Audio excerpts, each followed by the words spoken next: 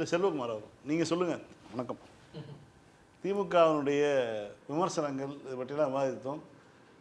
ஒட்டுமொத்தமாக இந்த பட்ஜெட்டை தாண்டி சுமன் கவி அவர்கள் உலகத்தை அமெரிக்கா வரைக்கும் போயிட்டு வந்துட்டார். குறிப்பாக அவர் சொன்ன விஷயங்கள் ரொம்ப விவசாயிகளுடைய பாதிப்பு. குறிப்பாக ஏன்னா அமெரிக்காவினுடைய விவசாய பொருட்களுக்கு 0 வரி விதிப்புன்னு சொல்லி ஒரு செய்தி வந்திருக்குது. அப்படிலாம் வந்துச்சுன்னா இங்கே சோளம் இந்த மாதிரியான விஷயங்கள் எதுவுமே விதைக்க முடியாது. அந்த விவசாயிகளுடைய வாழ்வாதாரமே முழுமையாக முடிஞ்சிடும்.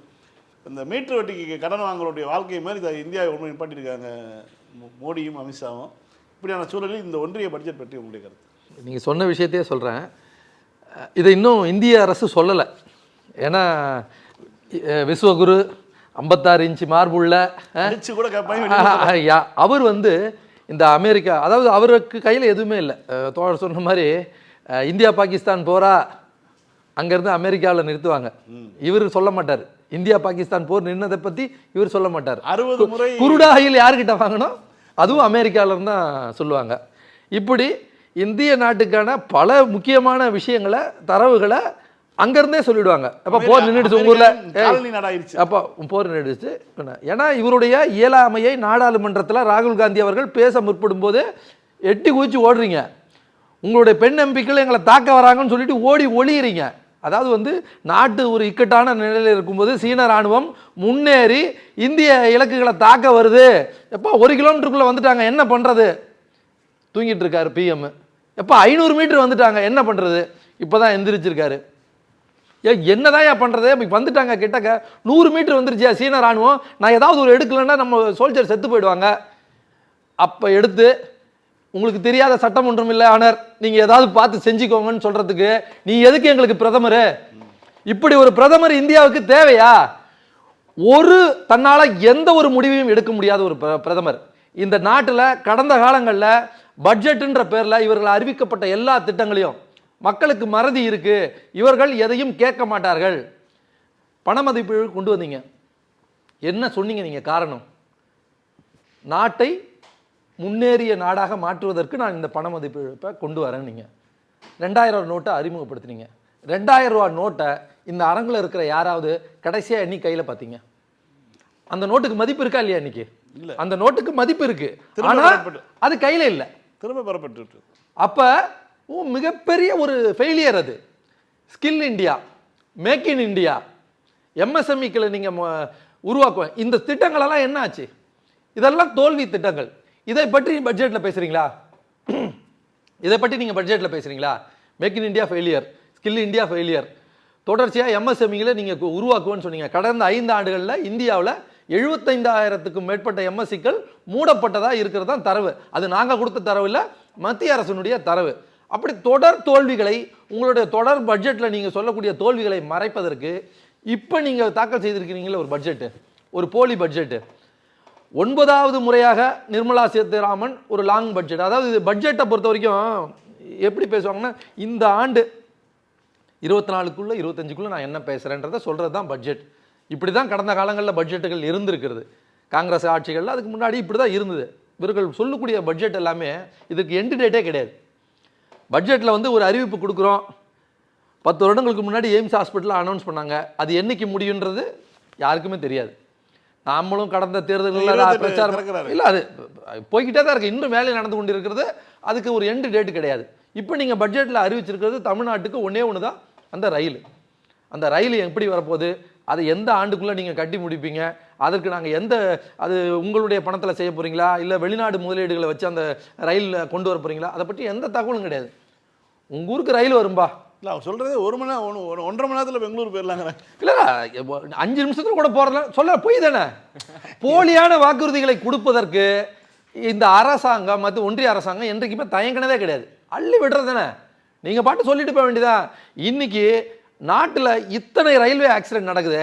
இங்கே இருக்கக்கூடிய அந்த ரயில்வே துறை மந்திரி என்றாவது கிட்டத்தட்ட கடந்த 5 ஆண்டுகளில் மட்டும் 300 உயிர்களுக்கு மேலே போயிருக்கு. கிட்டத்தட்ட 1000க்கும் மேற்பட்டோர் கை கால்களை இழந்து ஆக்சிடென்ட்டு 291 ஆக்சிடென்ட்டாக இன்னும் ரிப்போர்ட் ஆயிருக்கு. நீங்கள் யோசிச்சு பாருங்க, ஒரு நியாயமாக ஒரே ஒரு இன்ட்ராக்ஷனு இது அகமதாபாத் டு மும்பை இதே ரயில் இருக்கு இல்லையா, புல்லட் ரயில், அந்த திட்டம் 2015 அறிவிக்கப்பட்டுச்சு.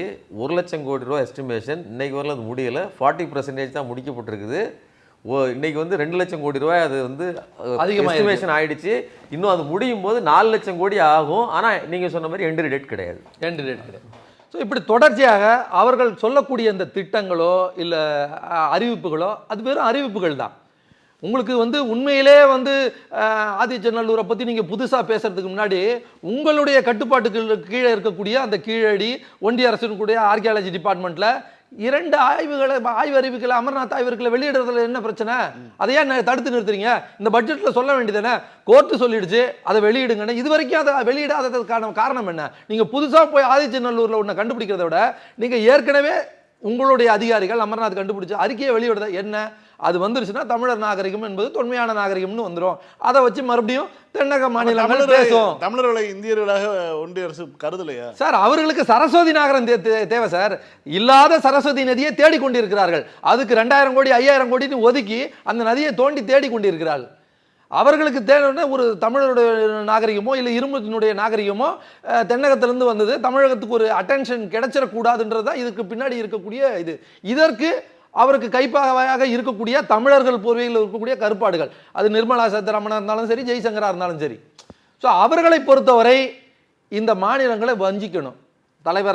தளபதி சொன்ன மாதிரி இந்த தேர்தல் நேரத்தை மனதில் கொண்டாது நீங்கள் ஏதாவது ஒரு அறிவிப்புகளை, அந்த அறிவிப்புகளை கூட கொடுக்கறதுக்கு உங்களுக்கு மனசு இல்லை. தமிழ்நாடுன்ற வார்த்தையை பட்ஜெட்டில் சொல்கிறதுக்கு கூட உங்களுக்கு மனசு இல்லைன்னா அப்போ ஒட்டு மொத்தமாக இந்த மக்களை கொன்று குவிக்க வஞ்சிக்க துணிஞ்சிட்டீங்க. மகாத்மா காந்தி ஊரக திட்டத்தை பற்றி தம்பி பேசினார். இதற்கு முன்பாக கடந்த காலங்களில் அது வந்து ஒரு 35 நாட்கள் உறுதிப்படுத்தப்பட்ட ஒரு வேலை திட்டத்துக்கு 88,000 கோடி கொடுத்தாங்க. நல்லா யோசிச்சு பார்த்துக்கோங்க. 35 நாட்கள் உறுதிப்படுத்தப்பட்டது நாட்கள். இப்போ நீங்கள் அதை என்ன பண்ணிட்டீங்க? 125 நாளாக ஏற்றிட்டீங்க. 100 ரூபாயை 35 பேருக்கு பிரித்து கொடுக்கறதும் 100 ரூபாயை 125 பேருக்கும் பிரித்து கொடுக்கும்போது அந்த தொகை குறையுமா குறையாதா? இது அடிப்படை கணக்கு தானே. இதைத்தான் இருக்கக்கூடிய எல்லாரும் கேட்குறாங்க. நீங்கள் அந்த திட்டத்துக்கான பேரை மாற்றி நாங்கள் வந்து அதில் ஒரு 7000 கோடி சேர்த்து கொடுக்குறோம் அப்படின்னு சொல்கிறீங்க. ஆனால் அடுத்த அதர்வே அரௌண்ட் என்ன நடக்குதுன்னா அதனுடைய நாட்களை இன்க்ரீஸ் பண்ணியிருக்கீங்க. இன்னொரு பக்கம் என்ன பண்ணியிருக்கீங்க? மாநிலங்களுக்கான நீங்கள் தான் அதனுடைய 40% கொடுக்கணும், 60% தான் நாங்கள் கொடுப்பீங்க. அப்போ எங்கள்கிட்ட இருக்கிற பணத்தை, எங்களுடைய வரி பணத்தை தான் நீங்கள் திருப்பி கொடுக்குறீங்க. ஏற்கனவே எங்களுடைய மாண்புமிகு துணைமுகல் திருப்பி சொல்கிறாரு, நாங்கள் 1 ரூபா கொடுத்தா 29 பைசா. அந்த 29 பைசா இப்போ 23 பைசாவாக வந்திருக்கு. இப்போ ரிவைஸ் பண்ணி அதுலேயும் இன்னும் குறைஞ்சி கீழே போயிட்டு இருக்கோம். அப்போ எங்களுடைய மாநிலங்களுக்கான நிதியை நீங்கள் கொடுக்குறீங்களா? அந்த 15வது நிதிக்குழு என்ன சொன்னுச்சோ அந்த 41 தான் திருப்பி கொடுக்க போறீங்க. தலைவர் கேட்டது 50%. எங்களோட நிதியை கொடுத்தா தானே நாங்கள் திருப்பி நீங்கள் சொல்கிற அந்த 40% கொடுக்க முடியும். ஒரு பழமொழி உண்டு, பேர் வச்சியா சோறு வச்சியான்ற. அந்த மாதிரி இவர்கள் தொடர்ச்சியாக திட்டங்களை அறிவிச்சுட்டு போயிடுவாங்க.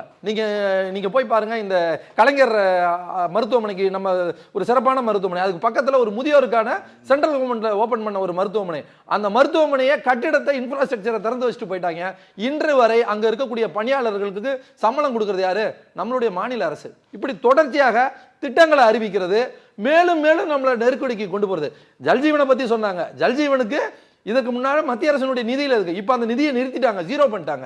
ஜீரோ பண்ணிட்டு என்ன சொல்றாங்க? மாநில அரசு நீ மீதியை உன்னுடைய நிதியிலிருந்து செலவு பண்ணி அதை நீ முடிச்சிருன்னு சொல்றது. இது எந்த வகையில் நாகயம்? நீங்க எங்களுக்கு கொடுக்க வேண்டிய பணத்தையும் கொடுக்க மாட்டீங்க, ஆனா எங்களுடைய மேலும் கொண்டு சுமையை கிட்டத்தட்ட ஒரு 10,000 கோடி நமக்கு வர வேண்டிய கல்வி நிதிக்கு வரல, பேரிடர் நிவாரண நிதி வரல, எல்லா நிதியும் நிறுத்தி வைக்கப்பட்டிருக்கிறது.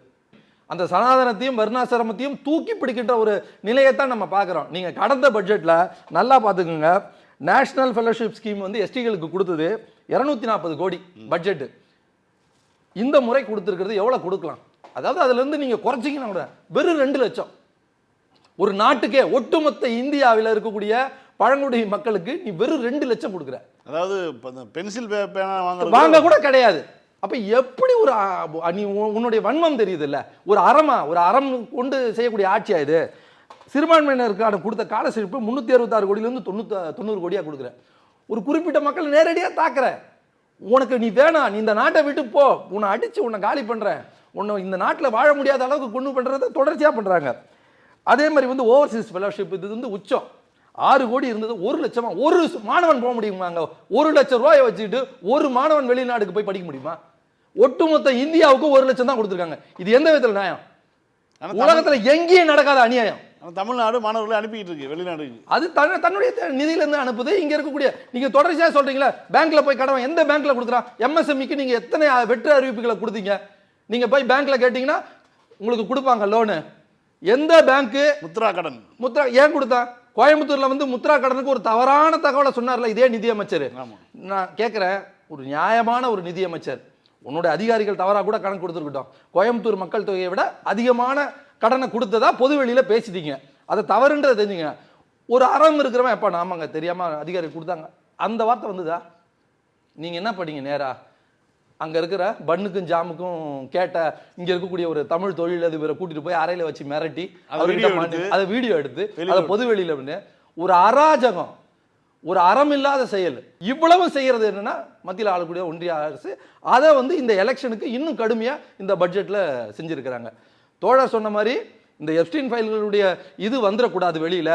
இவர்கள் சீனா வந்து போர் தொடுக்கும் போது இவர்கள் எங்கே ஓடி ஒளிஞ்சாங்க, இவர்கள் ஒரு முடிவெடுக்க முடியாமல் இந்த நாட்டில் இருக்கக்கூடிய உள்துறை செக்ரட்டரி என்ன பண்ணார், ராணுவ மந்திரி என்ன பண்ணார், பிரதம மந்திரி என்ன பண்ணாருன்றதை அவர் தெளிவாக சொல்லியிருக்காரு. அதை பேசுறதுக்கு வாய்ப்பு கொடுக்காம ஓடி ஒளிஞ்சிட்டு அதற்கு அவர்கள் சொல்லக்கூடிய காரணம் என்னன்னா தமிழக எம்பிக்கள் வந்து பெண் எம்பிக்கள் வந்து பாதுகாப்பற்ற ஒரு சூழ்நிலை இருக்குது.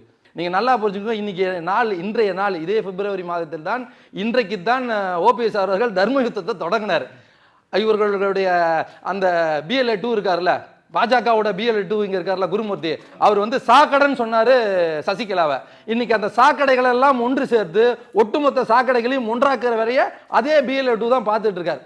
ஒன்றை மட்டும் புரிந்து கொள்ளுங்கள், இந்த ஒட்டுமொத்த விஷயத்திலையும் அஇஅதிமுகவுக்கு இவ்வளவு ஒரு இந்த 2017 2020 அவர்கள் கடுமையாக அந்த கட்சி பல துண்டுகளாக சிதறுண்டு அவருடைய கட்சியெல்லாம் அடமானம் வச்சு அந்த கட்சி இல்லாத ஒரு இடத்துக்கு போய் சேர்ந்திருக்கு. அந்த கட்சியை இன்னைக்கு இல்லைன்ற இடத்துக்கு போயிருக்கு. ஆனால் அதை பற்றி கவலைப்படாமல் தேர்தல் நேரத்தில் இவர்கள் எல்லாத்தையும் திருப்பி இவர்கள் சாக்கடை என்று வர்ணிக்கப்பட்டவர்களை எல்லாம் ஒன்றா கூட்டி வலிச்சிட்டு இருக்காங்க. இந்த சாக்கடைகள் எல்லாம் சேர்ந்து என்ன பண்ண போகிறதுன்றது அவர்களுக்கு தான் தெரியும். நன்றி.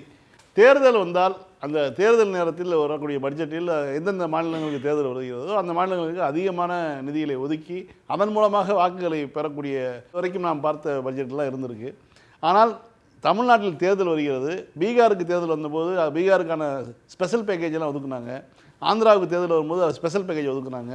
இப்படி இருக்கும்போது தமிழ்நாட்டில் ஒரு தேர்தல் வருது, தமிழ்நாட்டுக்கு எதையுமே செய்யாமல் இருக்கிறது இந்த பட்ஜெட்டுங்கிறது தான் இவர்களுடைய கருத்தாக இருக்கிறது. மீண்டும் இன்னொரு அரசியல் ஆபரேஷன் நிகழ்ச்சி சந்திப்போம். நன்றி, வணக்கம்.